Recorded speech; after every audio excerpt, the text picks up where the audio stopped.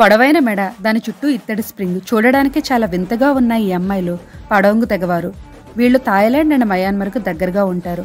ఈ తెగ అమ్మాయిలు పొడవైన మెడ, దాని చుట్టూ స్ప్రింగ్ ధరించడం వారి అందానికి మరియు సాంప్రదాయానికి గుర్తుగా భావిస్తారు. ప్రాచీన కాలం నుండి ఉన్న ఈ ఆచారం వీళ్ళు ఇప్పటికీ పాటిస్తున్నారు. ఈ రింగ్ వల్ల మెడ సాగి వాళ్ళు అందంగా కనిపిస్తారని వారి నమ్మకం. అక్కడ ఆడపిల్లలకు 5 ఏళ్ల వయసు ఉన్నప్పటి నుండి ఈ రింగ్స్ని అలవాటు చేస్తారు. అండ్ వాళ్ళు స్నానం చేసేటప్పుడు మాత్రమే దాన్ని తీస్తారు. ఒకవేళ ఎవరికైనా ఆ రింగ్ నచ్చక లేదా అసౌకర్యంగా అనిపించి దాన్ని తీసేస్తే అశుభం జరుగుతుందని వాళ్ళు నమ్ముతారు.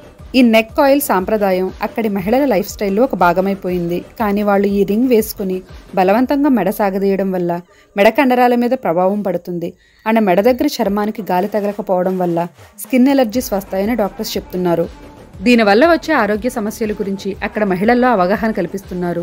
దీంతో ఈ తరానికి చెందిన కొంతమంది మహిళలు ఈ ఆచారాన్ని పక్కన పెడుతున్నారు.